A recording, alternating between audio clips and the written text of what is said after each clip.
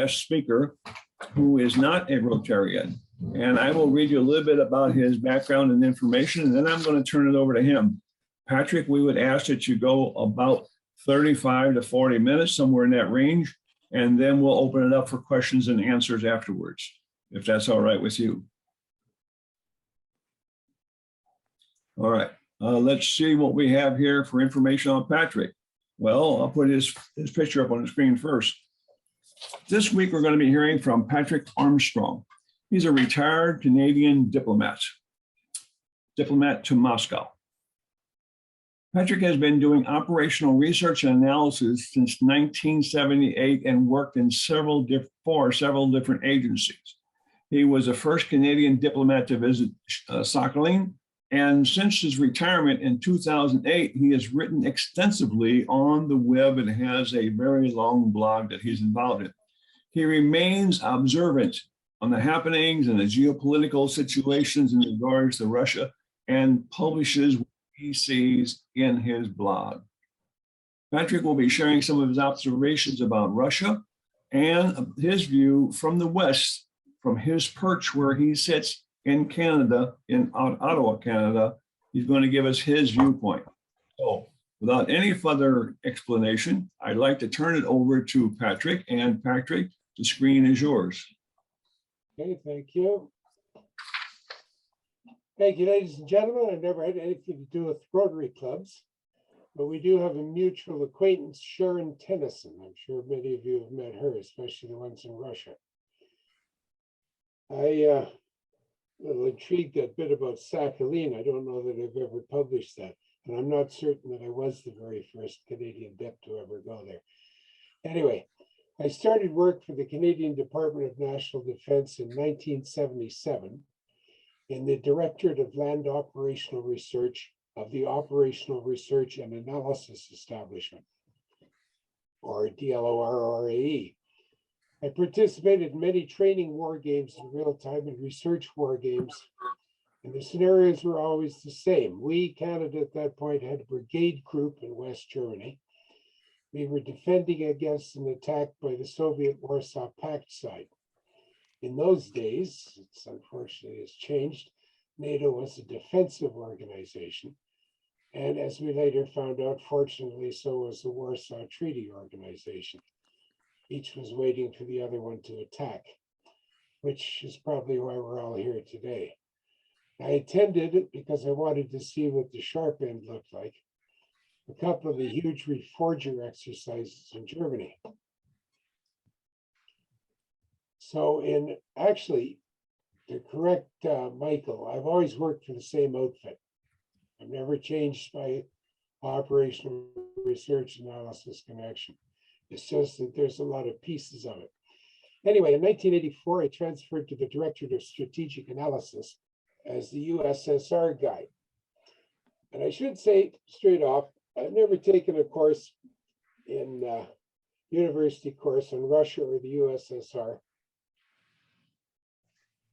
I think actually that's a strength, because most of the teachers, in my experience, the English-speaking world, who teach Russia, Soviet Union, are Balts or Poles or Ukrainians, and they hate Russia.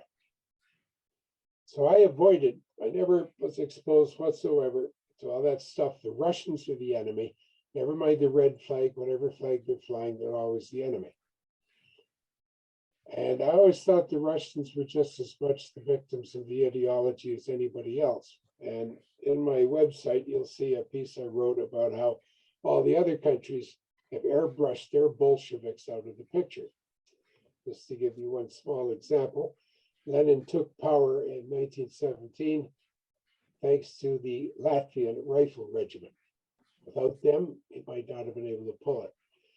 And in fact, there were more Latvians per capita in the Central Committee of the Communist Party in the 1920s than any other nationality, but you won't see anybody in Latvia even knowing that today.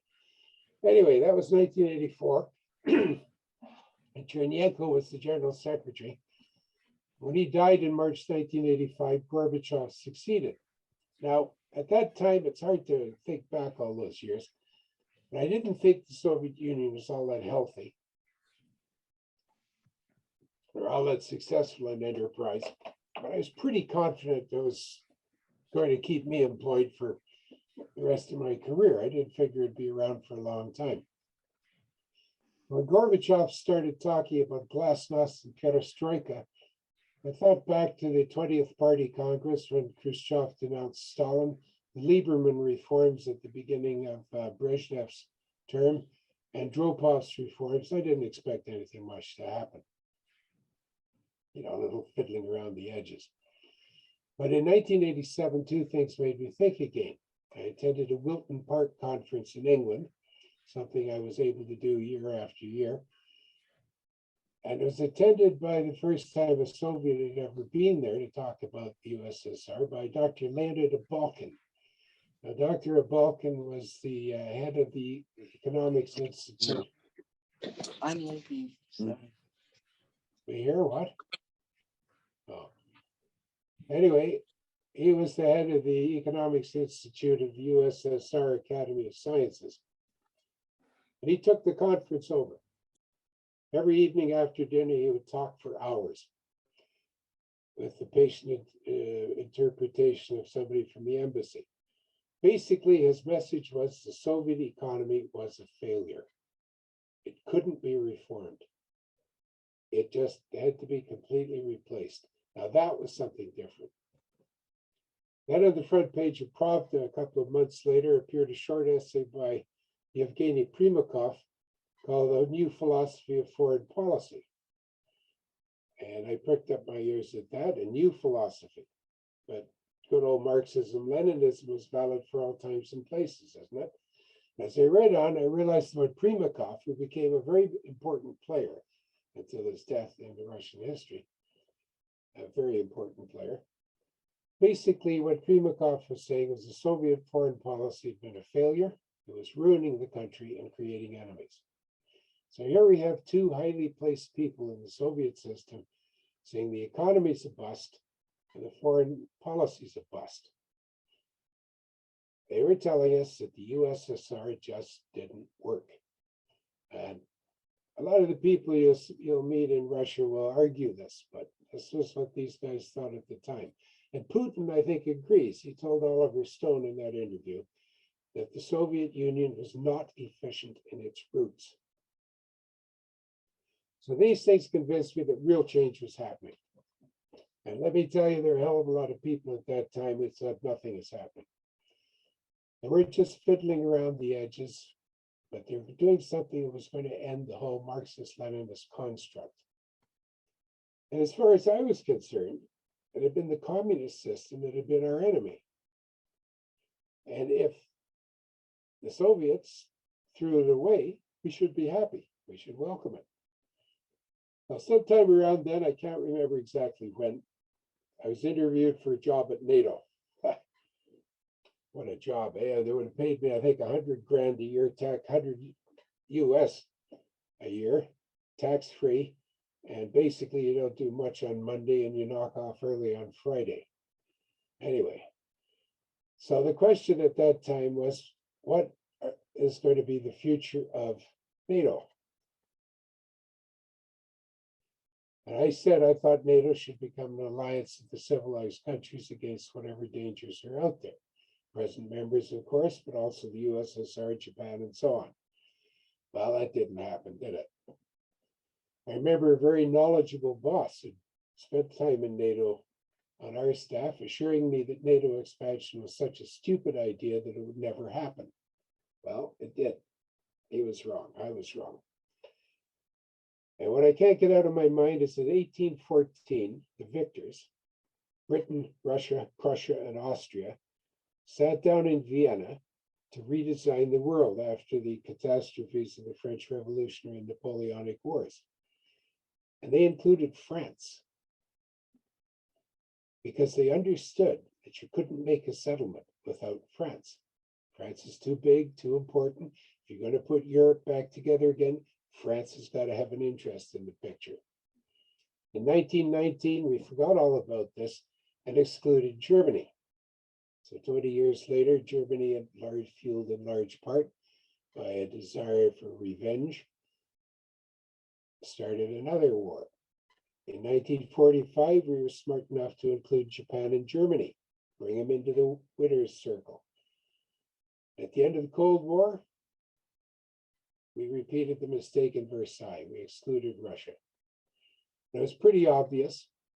I used to go to these meetings and listen to these dull clods from NATO. It's pretty obvious that whatever meretricious platitudes bubbled out of the lips of the wooden-faced stooges in NATO, that NATO was an anti-Russia organization.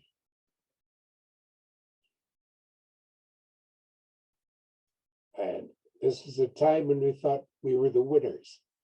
So the great opportunity to integrate Russia into the winner's circle was thrown away.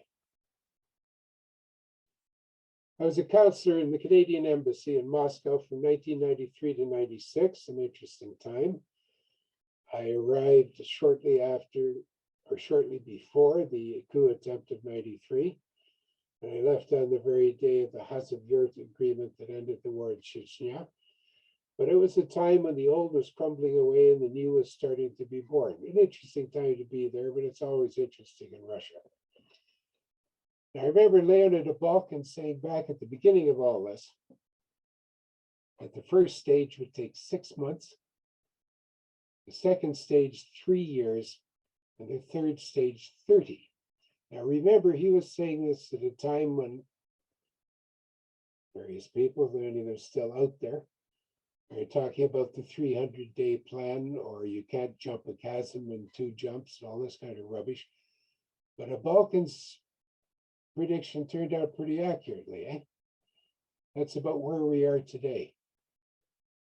So I retired in May 2008. I've been writing on Russia and related subjects on the net ever since for various blog sites, discussion groups. Some have disappeared, some are still there. I decided to start my own website, mainly for the intention of having an easy place for all my writings that I could get at easily, because I publish at lots of other places. I don't allow comments on my blog because I'm too lazy to police them. Generally speaking, the predominant theme of my career, I guess, is that we had a great opportunity when the Soviet Union disappeared to make a more cooperative world. Instead, we turned Russia into an enemy, and a far more capable enemy than we casually assumed in the 1990s. So here we are today, paying for our arrogance and incompetence. For a long time, I thought it was stupidity and ignorance. I knew the implacably hostile were always out there, Brzezinski and the legions of think tanks. On my website, there's a collection of anti-Russia quotations, many of them going back to the late 80s and early 90s. You know, people say, but Gorbachev was a Democrat. Well, these guys weren't saying that then. He was just as bad as Putin. But I greatly underestimated the persistence of these people. Stupidity and ignorance you can argue with, or you can hope to, but you can't argue with the anti-Russians. I used to quote Hanlon's razor a lot. Never attribute to malice that which is adequately explained by stupidity. But at some point, I came to understand that malice was the real driver. It grew on me bit by bit. I guess I was probably too slow. But all the stupidity curve converged from the same point. And it never stopped. But real stupidity and ignorance don't work that way. People learn, even if slowly. For me, I think the change was Libya. I'd seen lies in the Kosovo War, but it was Libya that convinced me that it wasn't just a few lies, it was all lies. I also have one in my website where I believe that Libya was a turning point for Putin, when he realized that you simply could not trust the West, could not do business with the West. So malice has now met stupidity. Russia's doing okay. Let's look at the project for a new American century. It's about 20 years ago. It was the neocon plan to run the world, have an American century for the whatever century, and now 21st. And what do we see a quarter of a century later? The 20th century was the American century I would argue because of four things. Limitless manufacturing capacity. Nothing like it ever before in the history of humanity. Allied to great inventiveness, well, a hell of a lot of the inventions of the 20th century came in the United States. And not only were they inventive, but they're able to exploit those inventions. A stable political base. The English-speaking world takes political stability pretty much for granted, but it hasn't been true for most of the rest of the world. But the United States went into the 20th century and came out of it with one rather important exception, pretty much the same constitution that came out. And then the fourth factor was the American dream, the conviction that your children would be better off than you are.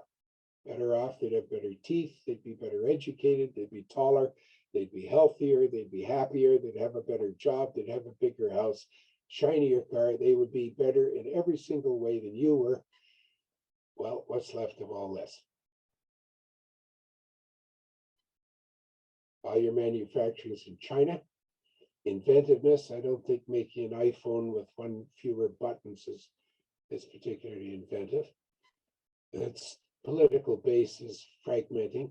The American dream, your kids now living in the basement with a 0 hours contract at Starbucks and $100,000 student loan that you'll never be able to pay off. And that's the United States. It's the same sort of thing in the rest of us. Who are our leaders? What a bunch of jokes. So malice has brought us to this point, and the attitude to Russia has been a part of that. The neocons, the Brzezinskis, the Russia haters, the exceptionalists, scheming to promote American global leadership have weakened the United States, probably irreparably. So I wrote the above a few years ago, and I don't see much to change it. I think the West has passed its best before date, and it's going downhill from here. So I've lost most of my optimism. Anyway, I'm coming to the end of it. I've been at this for a long time. I've watched it from Chernenko, poor Chernenko, through Gorbachev and into the Putin years, and I'll still be around in the after Putin years. So I'd love to hear some questions. Okay, Patrick, thank you very, very much. Appreciate your insight. A little bit different. We have had a couple other folks on board who might be echoing similar terms to yours, but we're always interested in hearing outsiders or different people's viewpoints. So thank you very, very much. I'm going to put my screen on gallery view so I can see everyone. And if anyone has a question for Patrick, if you'll please raise your hand, we'll give you an opportunity to ask your question. Okay, Randall, go ahead and unmute yourself, Randall, and ask your question, please. Thank you very much, Patrick. I will have a few questions probably before the end, but the first one that comes to my mind, I'm just reading the news today, which is continually depressing. And it seems like there has been this huge malicious pivot in the West, and particularly I think about America, towards China. So Russia is being sort of treated as second rate, and now the big concern is targeting China, and it seems very, very bellicose. Just the last week, the messaging in the media seems like it's prepping for something really disastrous to happen. And I take this personally because I spent more than 20 years in China. I've seen it grow from sleepy backward place with slums to 21st century, and I've observed this the amazing work ethic of Chinese people, and I think the very efficient planning by the municipal government, by the national government in building infrastructure to improve lives for people there. And I just wonder if you pay any attention towards that part of the world and how things are changing in the relations between the West and China. Sorry for the long-winded question, but I'm sort of formulating my thought. Well, I certainly watch China. I mean, I'm retired. This is basically, I spend a lot of time on the net.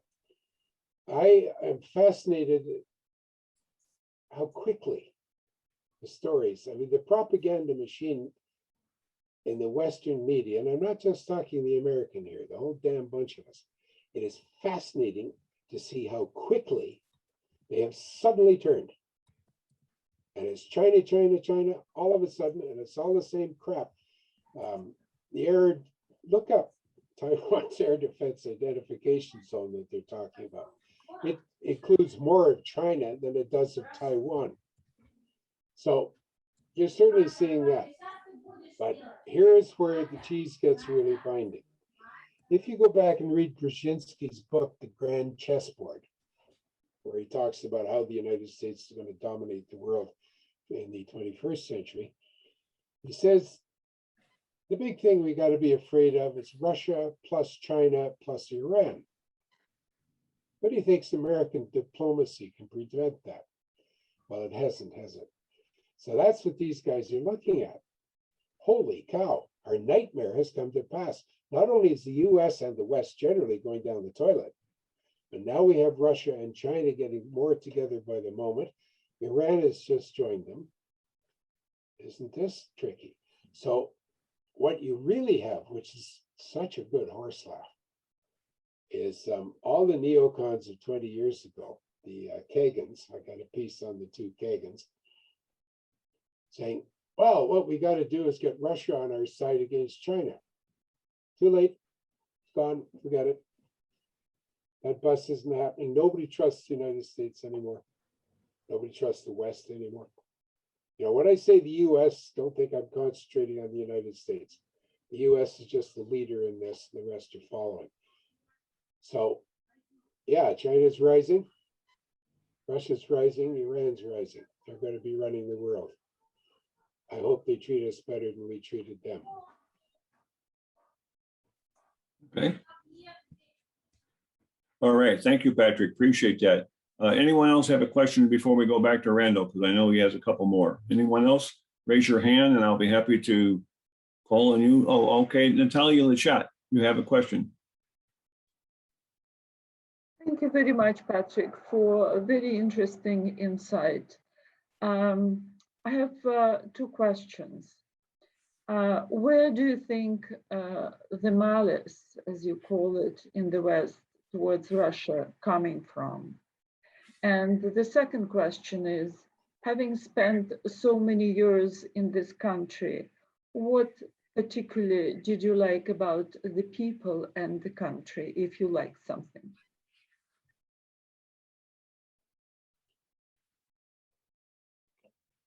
Where does the malice come from? I don't know. I just finished reading a book on Russophobia. I think that's its title, Russophobia. And so help me, the guy goes back to 1054, the split between the East and Western churches. And it's a rather interesting book because he really makes the case that years and years and years ago, before any of this started, the West was inclined to regard Russia as nasty, suspicious, oriental, untrustworthy, words like this. And it's waxed and waned. So he would argue the only time people like Russia is when we want to beat up on Germany. Then we like the Russians.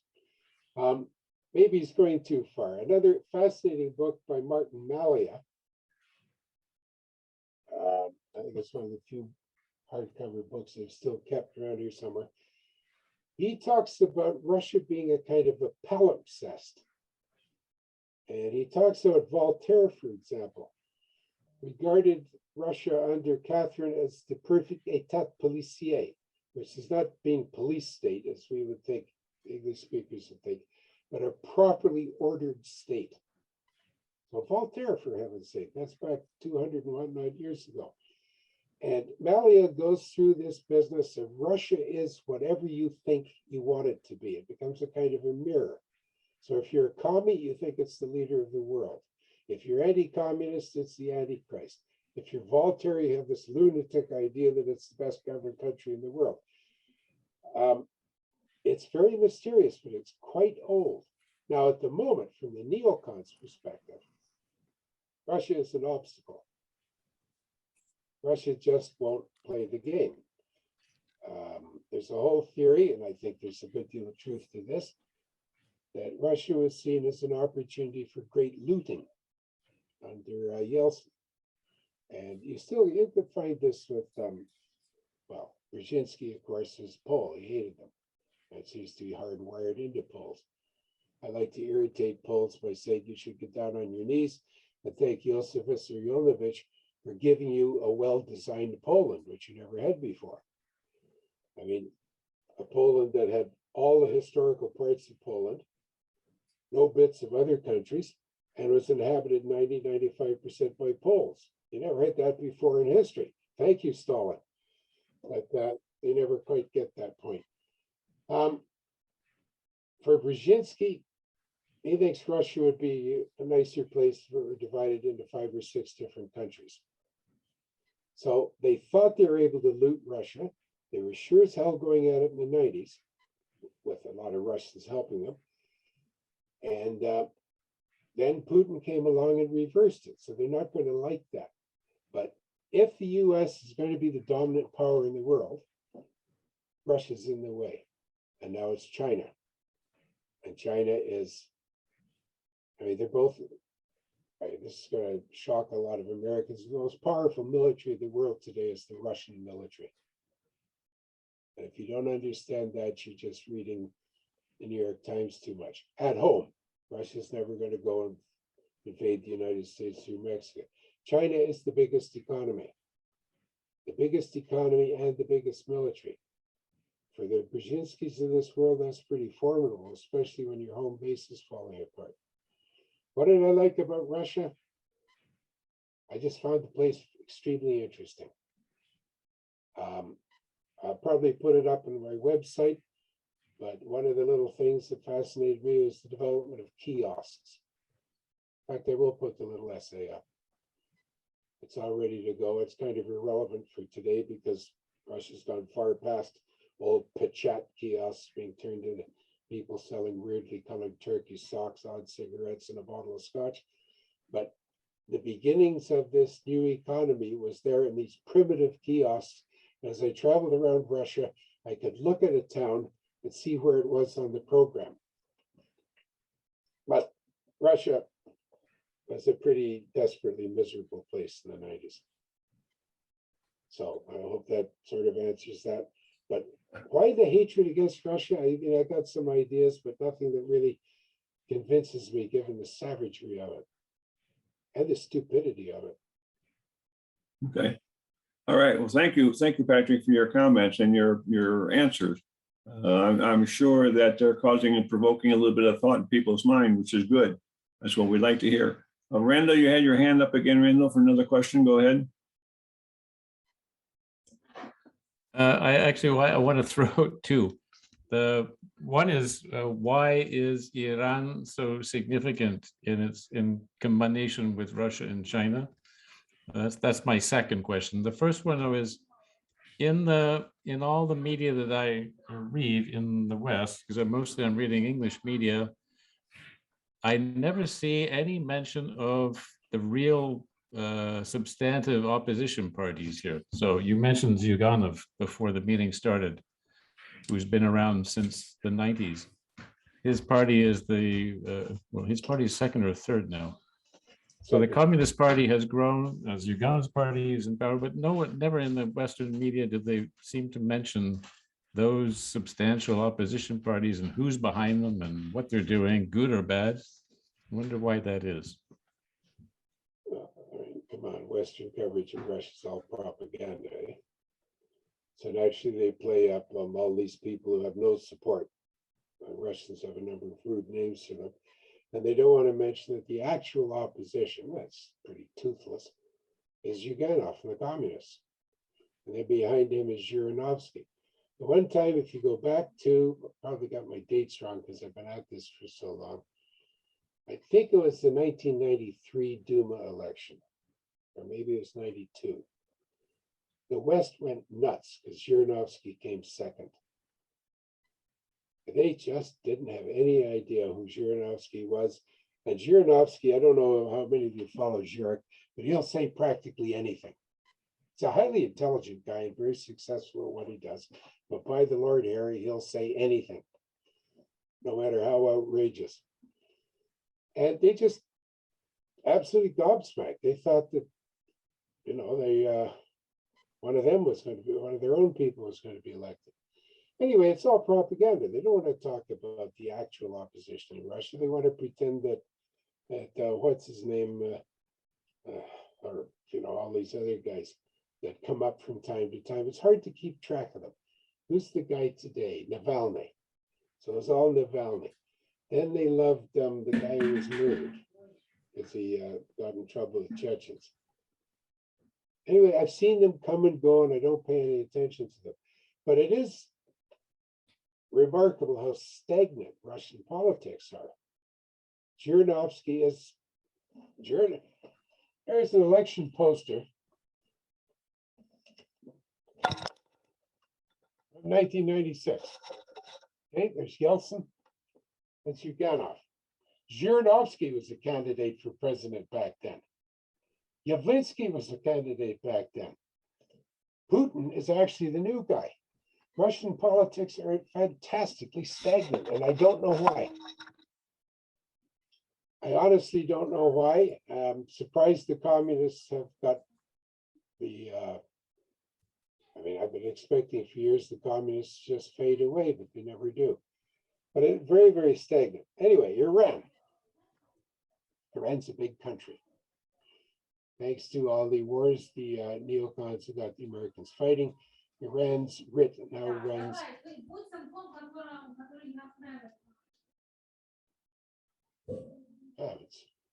Anyway, Iran's influence now runs right to the Mediterranean. It's an important player in the Middle East. It's not an important player in Africa. So Iran is not at the same level as Russia and China, of course, but a major player in its area. That's all thanks to the neocons' wars.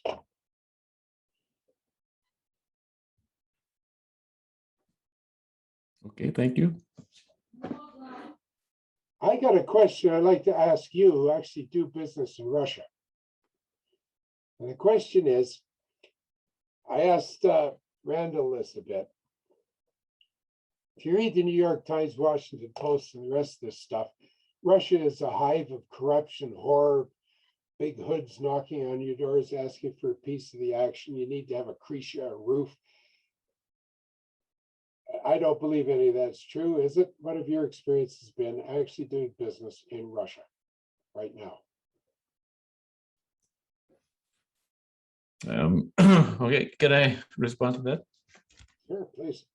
So as a fledgling businessman, one of the things that's impressed me the most here is we had a discussion in our club meeting about 6 months ago by some of the experienced Russian watchers who are Rotarians, and they were asking how difficult is it to set up a business now in Russia. And a few months ago, I was doing a course about database analysis, and it was making a reference to the World Bank's doing business, ease of doing business rating, which has been around for about 15 years. And I was fascinated because when they started the ratings, Russia was about 132. So it was really, really low in the ratings of how easy is it to do business here, which includes opening a business, operating, having to deal with things like corruption, et cetera. And there were a couple of very interesting articles that said that Putin had made a public decision about 10 years ago to the government saying, I want you to get us to 0.25. I want to be in the top 25. And so I did a little bit of analysis after that and checked several different years. And over about 10-year period, Russia had gone from 130 to about 32. And it was creeping up. Each year it has been creeping up. So that means it's getting better and better and better as a place to do business. So that is under the gaze of the World Bank, which is certainly not a friend to Russia. So I think that's pretty credible. That's on a large scale. On a personal scale, we had my wife set up a business as an individual proprietorship. So one of the one of the big things in Russia is мои документы. So the government has taken many, many different government services and departments and made them accessible through a set of central information points where people can go to submit documents, to receive documents, to have things processed, and in a way where bribes are not being paid. That's one of the reasons for it. But it's very efficient. And I saw this in Vladivostok the first time, and I thought that's interesting.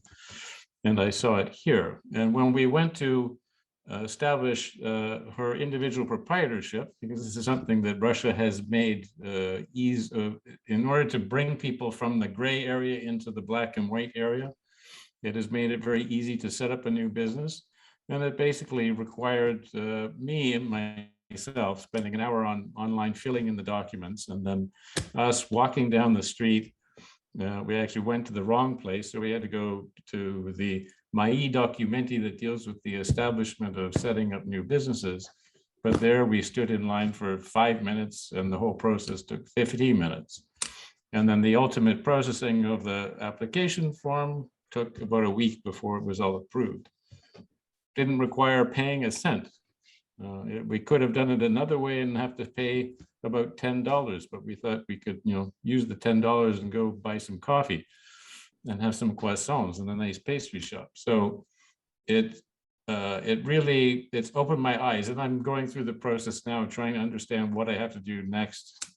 But it's very transparent, and there seems to me, as a naive Canadian observer, that there is an enormous amount of effort being placed to digitize things and make them more transparent. Is there a lot of corruption, and do a lot of people have big homes and villas, on the seaside? Sure, I think that's the case in Canada too. But I think it's become much more efficient here. And I don't know, I haven't tried to apply for a passport, for instance, like Michael's doing back in the US. I have to apply for a Canadian passport. I don't know how long that will take, but I suspect it would actually be faster here. Right.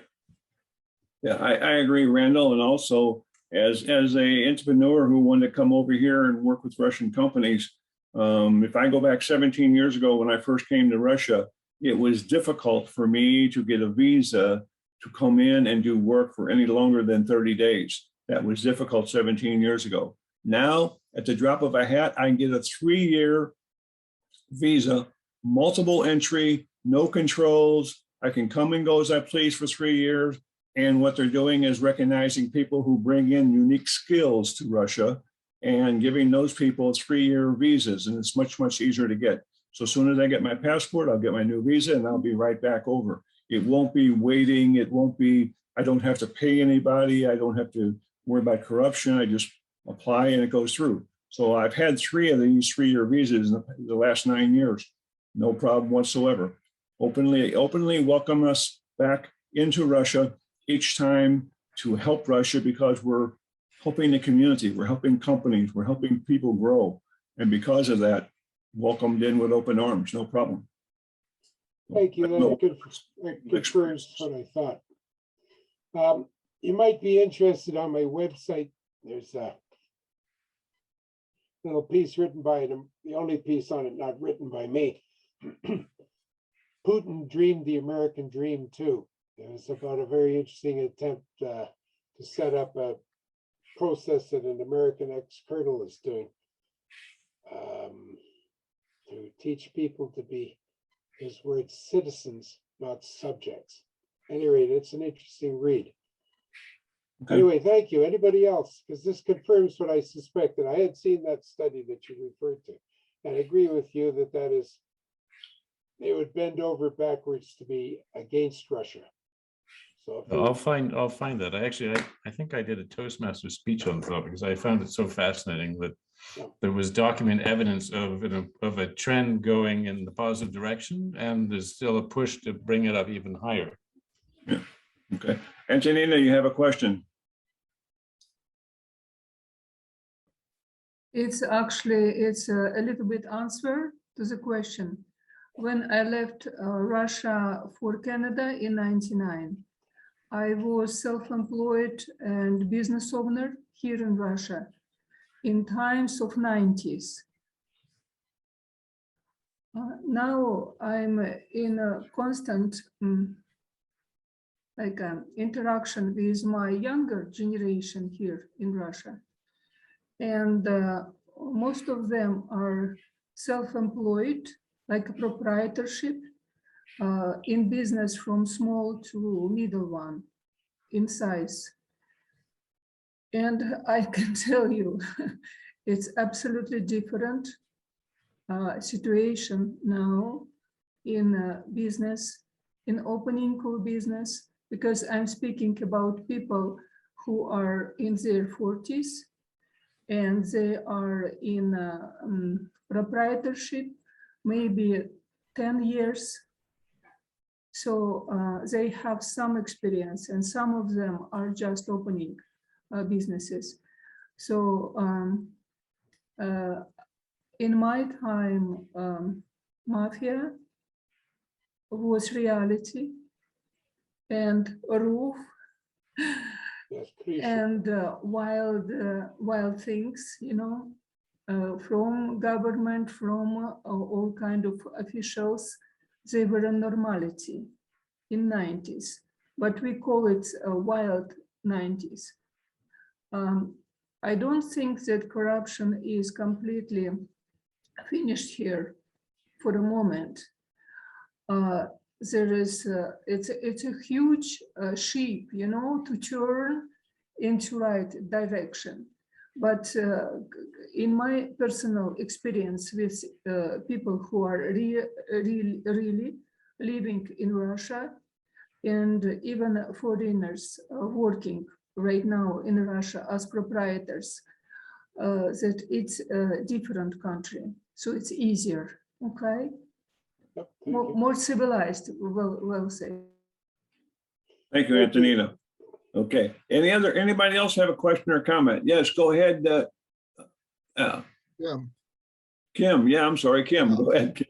Trying to see I the was name. wondering, Patrick, given the Russia-phobia in Washington, the United States, and how we influence other countries, is there anything that we individually or as Rotarians might be able to do to cause a more cooperative approach within the Western countries that are so anti-Russia at the present time?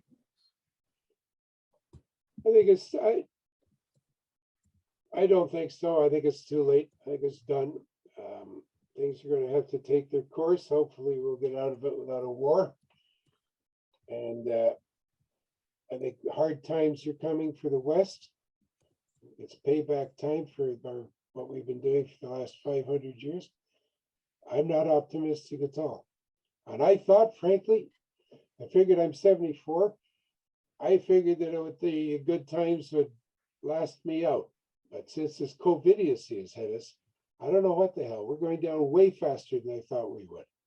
And stay in Russia would be my advice. But thank you for the business, telling me about doing business there. It confirms what I suspected, that they've really made a huge effort to clean up. As for corruption, you know, there's that Transparency International thing that they do. And I have a little piece on this too. It seems to me that what nobody, when they talk about corruption, thinks of is, let's imagine 3 cases. A hospital is built, but in order to get any services, you have to bribe the doctors and nurses. The second case, the hospital gets built, but all the money to make it operate has been stolen. And the third case, the hospital's stolen in the first place. Which is the worst corruption? And which is the more noticeable corruption, most noticeable corruption? So Transparency International stuff, I don't care. Your perception of corruption, the real corruption happens where you don't even know it's happened. And we got lots of that in the West. But I look at the what's his name papers. Lots of money just disappears in the West and we never hear about it.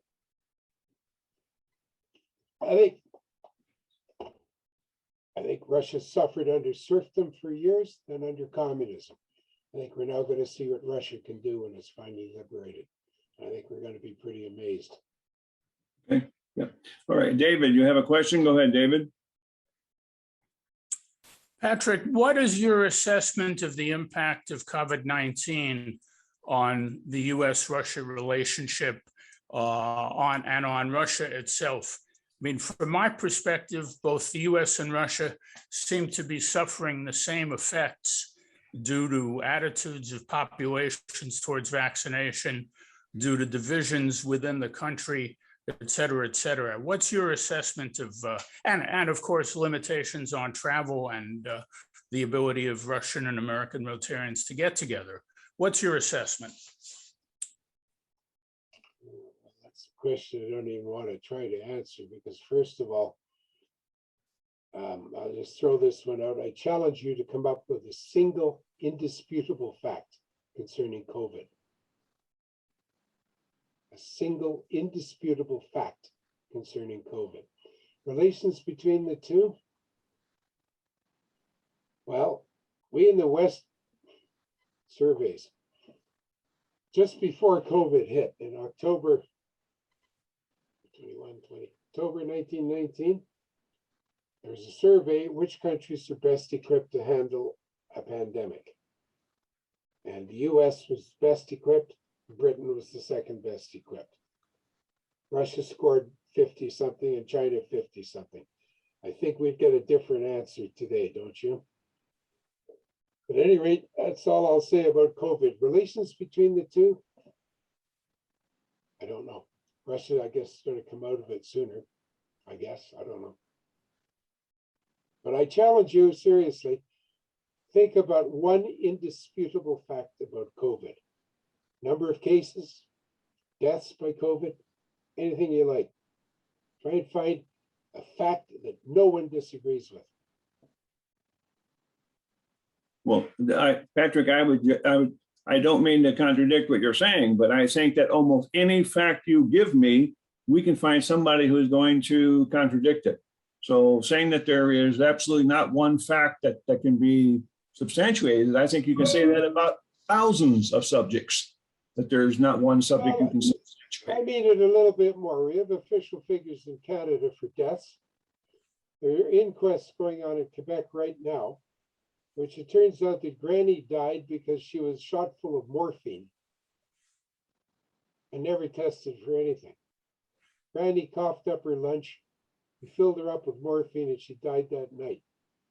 Other cases where people in Quebec, inquests going on right now, you see it in the Globe and Mail, people just being abandoned and dying of dehydration. So did they die of COVID? Were they counted as COVID deaths? What's the story? How many iterations in a PCR test? Anybody ever told you that? What's an iteration in a PCR test? So that's what I'm saying. But let's leave COVID. Obviously, it's not a subject to be discussed. Let's go back to Russia, an easy subject. I think so. Before we go on to another question, Randall, I need you to check your chat. I've sent you 2 messages you haven't answered, Randall, so please check your chat. Yeah, Robert, you had a question. Go ahead. You've talked about surprises, Patrick, that you, a lot of things that surprise you. One of the things that surprised me on a global basis just recently was this US, Australia, UK alliance.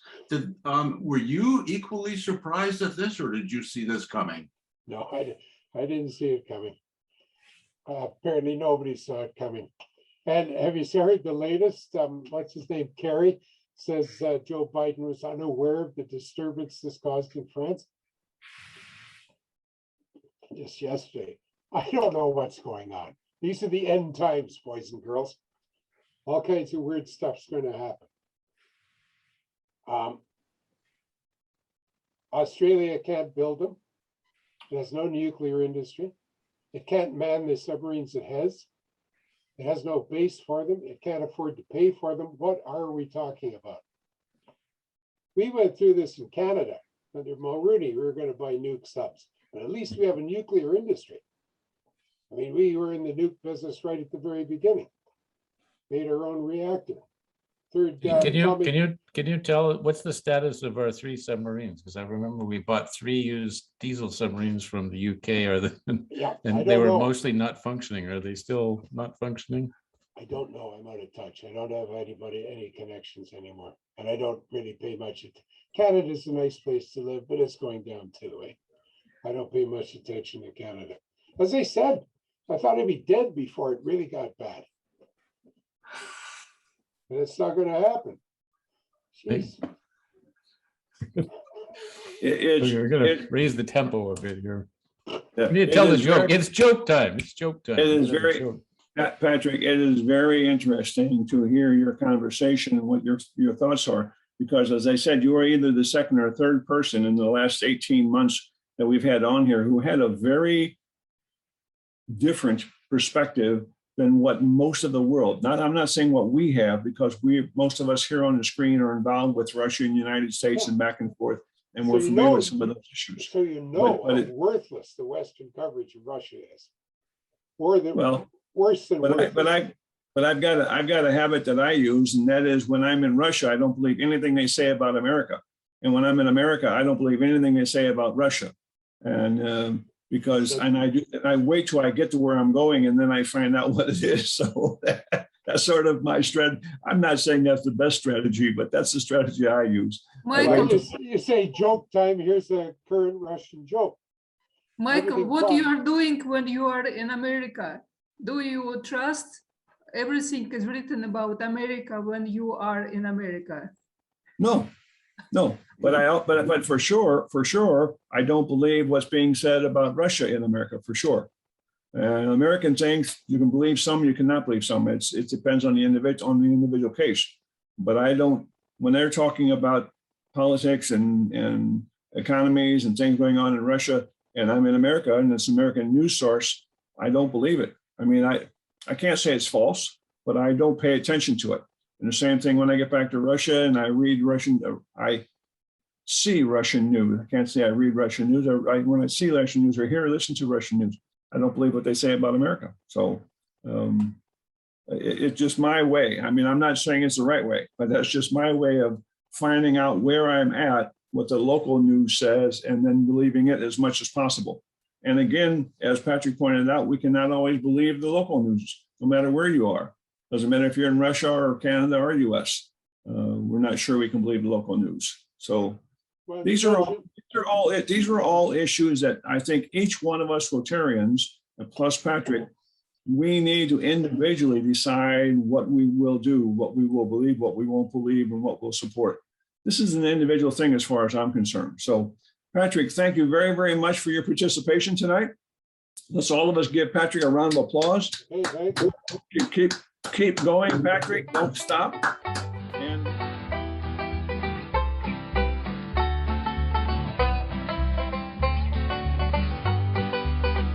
is it the truth? Is it fair to all concerned? Will it build goodwill and better friendships? Will it be beneficial to all concerned? That's a Rotary four-way test. Now many years ago, in 1932, his company was headed down, he knew not what to do. Then Herbert Taylor started on a quest to keep his team from certain doom. He wrote the four-way test. Is it the truth? Is it fair to all concerned? Will it build goodwill and better friendships? Will it be beneficial to all concerned? That's the Rotary four-way test. Adopted some years later by Rotarians worldwide, some simple rules for dealing with the people by your side. A guide for life's decisions, no doubt one of the best. Just 24 quite simple words. The four-way test. Is it the truth? Is it fair to all concerned? Will it build goodwill and better friendships? Will it be beneficial to all concerned? That's the Rotary